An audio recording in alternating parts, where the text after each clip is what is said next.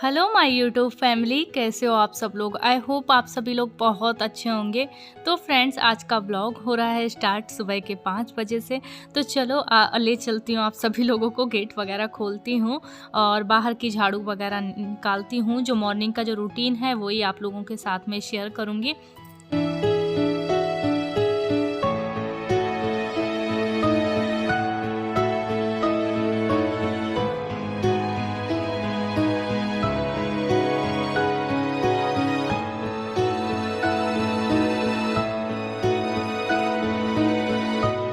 तो फ्रेंड्स, उठते से ही सबसे पहले अपना मेन गेट खोलना चाहिए और जो मेन गेट की झाड़ू है वो निकालना चाहिए। वैसे तो आंटी आती हैं बाद में तो वो लगाती हैं, पर सुबह की जो झाड़ू है वो मैं ही लगाती हूँ। और ठंड का मौसम आ चुका है, हल्की हल्की सी ठंड भी शुरू हो चुकी है, तो मैंने स्वेटर वगैरह पहन रखा है। तो बस फटाफट से मैं झाड़ू लगा लेती हूँ। और रंगोली के कलर भी आने लगे हैं, तो मैंने कहा चलो आज मैं रंगोली भी बना दूँगी। आप लोगों को पता ही है, अगर वो डेली ब्लॉग देखते हो आप लोग मेरे, कि मुझे रंगोली बनानी नहीं आती। इन साँचों से ही मैं बढ़िया कलर करके भर के और अच्छा सा डिज़ाइन निकल आता है, तो बस इसी से बना देती हूँ। बस रंगोली बनना चाहिए, कैसे भी फ्लावर बना दो, कुछ भी बना दो। तो चलो, मेरी रंगोली भी यहाँ पर बन चुकी है।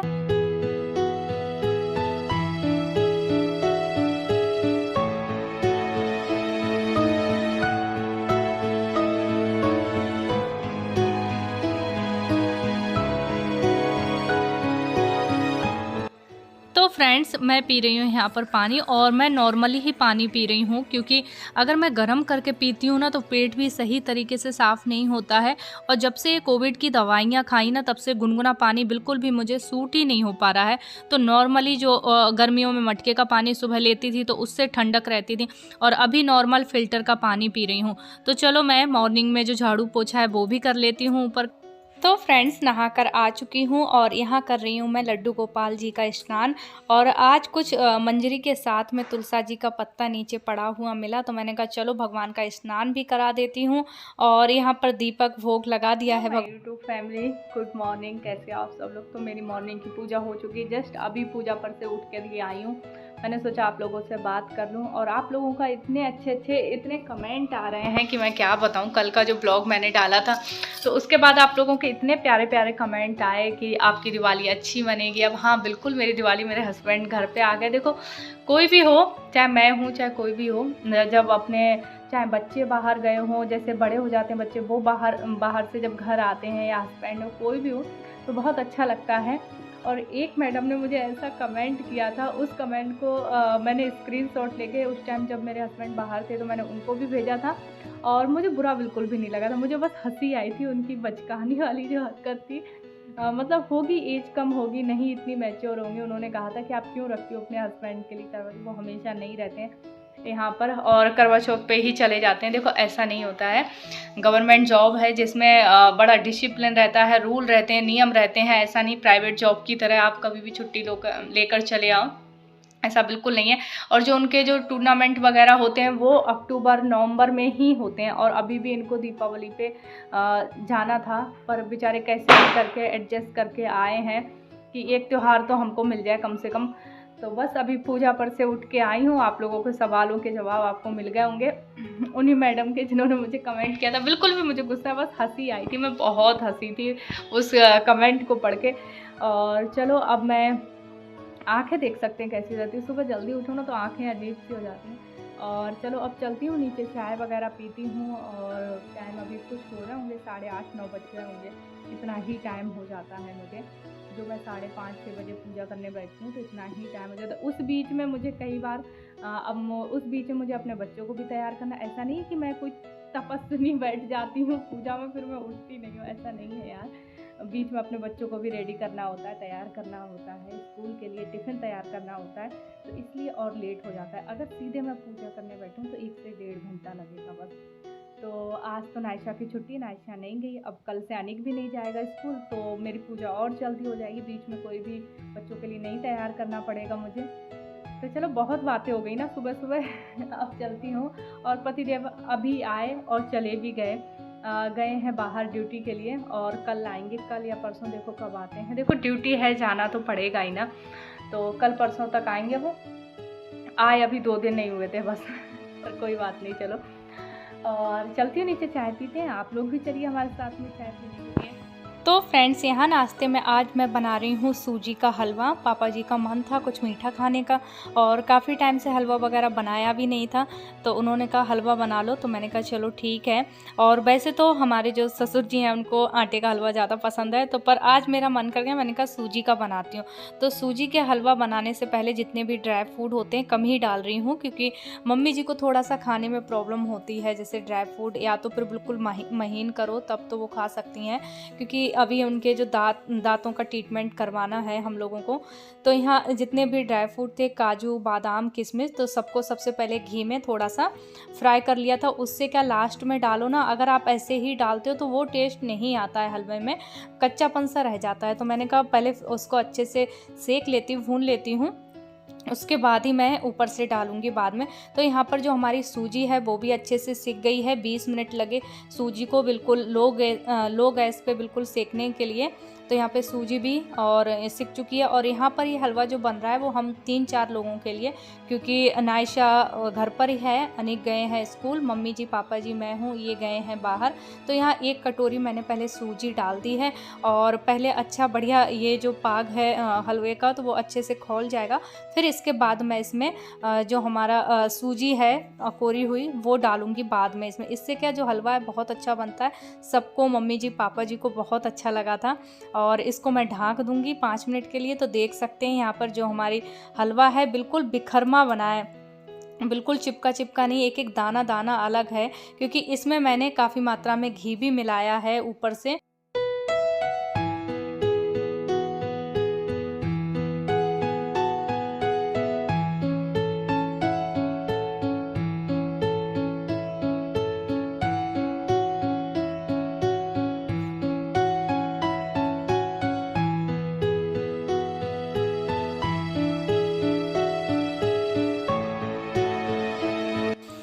तो फ्रेंड्स, इसमें मैंने ऊपर से सारे ड्राई फ्रूट डाल दिए हैं, और देख सकते हैं घी मैंने कितना ज़्यादा डाला है। मतलब घी हलवे में अगर ना हो तो मतलब चलता है, हम रोज़ रोज़ तो नहीं खाते हैं इतना घी, पर कभी कभार तो चलता है। तो मैंने 2-3 चम्मच बाद में बड़ा भर भर के डाला है, तो जिससे एक एक दाना अलग अलग हो गया है। तो चलो सबसे पहले मम्मी जी पापा जी को देकर आती हूँ, फिर उसके बाद मैं नायशा को देती हूँ, और देखते हैं मम्मी जी पापा जी क्या बोलते हैं। वो टीवी की आवाज़ इतनी ज़्यादा थी कि उसके बाद मुझे फिर ना म्यूट करना पड़ा, और मैं खुद अपनी ही रिकॉर्डिंग कर रही हूँ। और यहाँ पर पापा जी लाए थे मार्केट से, मावा वगैरह लेकर आए हैं। अब दीपावली के जो पकवान हैं वो बनेंगे, तो वहाँ से ये सिंगाड़े भी लेकर आ गए थे, तो वही मम्मी जी पापा जी खा रहे थे। तो मैंने कहा हलवा भी खा लो, तो बोले पहले इसको खा लें उसके बाद खाएं। और अभी आ गई हूँ मैं रूम में, पीछे वाला रूम है जो किचन से लगा हुआ है। और यहाँ पर ऊपर से लाके मैंने बच्चों के कपड़े रात में ही रख दिए थे, मुझे इनकी अलमारियों में लगाने सेट करने हैं। क्या कर रही हो? मानोगी नहीं, इसको नीचे रखो जूतों को।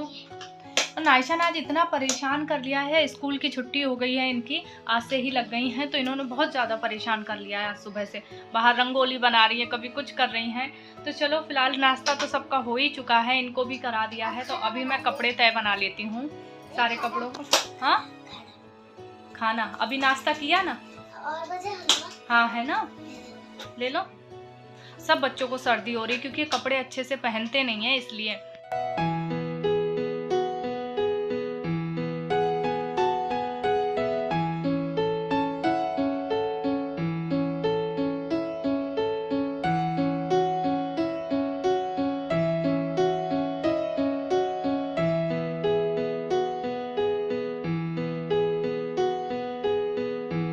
तो फ्रेंड्स, यहाँ पर देख सकते हैं बच्चों के अलमारी में कपड़े सेट कर दिए हैं, और जो आपको टोकरी दिख रही है ना बास्केट, तो इसमें मैंने इनके सारे सॉक्स वगैरह ग्लव्स वगैरह रखे हैं, टोपे वगैरह। अरे वाह नायशा मेरी जान, कितना अच्छा कर दिया नायशा मेरी बिटिया रानी ने रूम।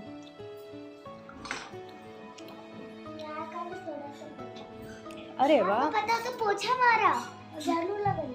अरे कोई ना वो दाग लगा था ना, वो भी पोछ दिया।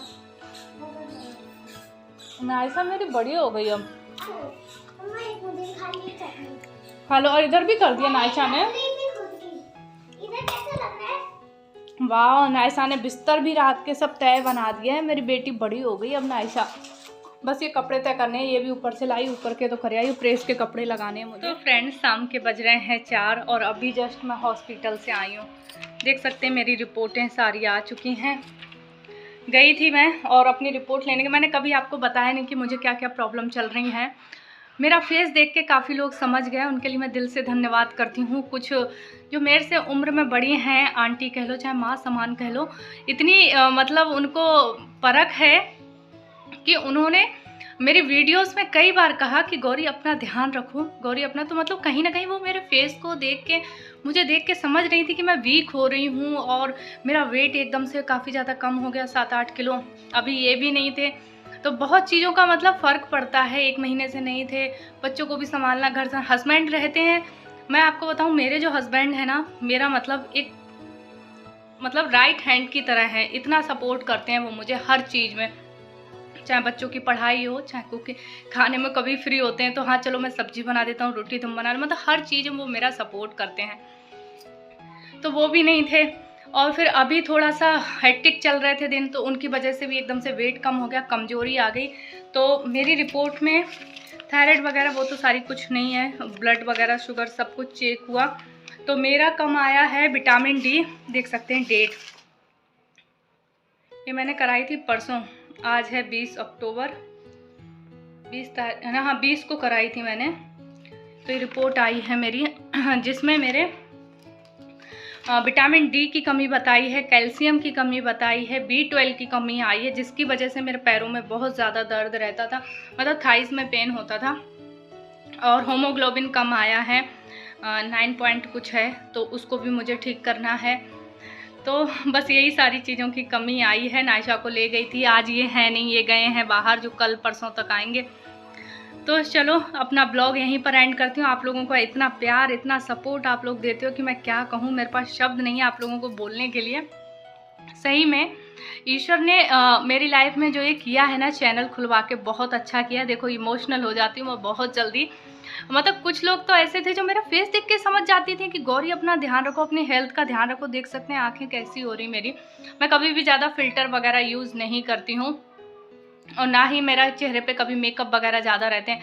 जब आपके अंदर कमियां आती हैं ना, तो आपका हेयर फॉल और आंखों के नीचे डार्क सर्कल, चेहरे पे पिंपल्स, बहुत सारी प्रॉब्लम शुरू हो जाती है। चेहरे मतलब जो रंग है ना, जो कलर है ना, वो भी डल होना शुरू हो जाता है अगर शरीर में अंदर से हमारे कमी होगी। तो बहुत बातें कर ली मैंने। और इंजेक्शन लगवाना था, इंजेक्शन लगवा के फिर आधा 1 घंटा वहाँ वेट करना था, तो मैंने मना कर दिया। मैंने कहा नहीं सर, मैं अभी नहीं लगवाऊंगी, हस्बैंड है नहीं, क्योंकि मुझे थोड़ा सा डर लगता है। तो मैंने कहा कल आके लगवा लूँगी या परसों, जब भी वो आएंगे। तो फिलहाल मैं इंजेक्शन वगैरह कुछ भी लगवा के नहीं, ना मैंने दवाई ली, क्योंकि नायशा परेशान करने लगी। पहले इसने जिद की मेरे साथ जाने के लिए, फिर वहाँ से जिद करने लगी आने की, तो फिर मैंने कुछ भी नहीं लिया, मैं सीधे चली आई हूँ।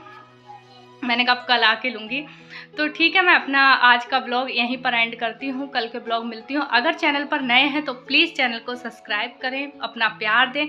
Thank you thank you thank you so much इतना प्यार और सपोर्ट देने के लिए। उनके लिए भी उनके लिए तो दिल से और मैं थैंक यू कहती हूँ, जो मेरी माँ समान है, जो मुझे देखती हैं। एक आंटी हैं जो मुझे बहुत प्यार करती हैं, उनका नाम इस वक्त मुझे याद नहीं आ रहा, जो हमेशा मुझे बेटे की तरह बोलती है, हाँ बेटा तू बहुत अच्छा कर रही है वो। तो दिल से धन्यवाद करती हूँ मैं आप सभी लोगों का। तो चलो मैं अपना ब्लॉग यहीं पर एंड करती हूँ, कल के ब्लॉग मिलती हूँ, तब तक के लिए बाय बाय, टेक केयर, अपना ध्यान रखें।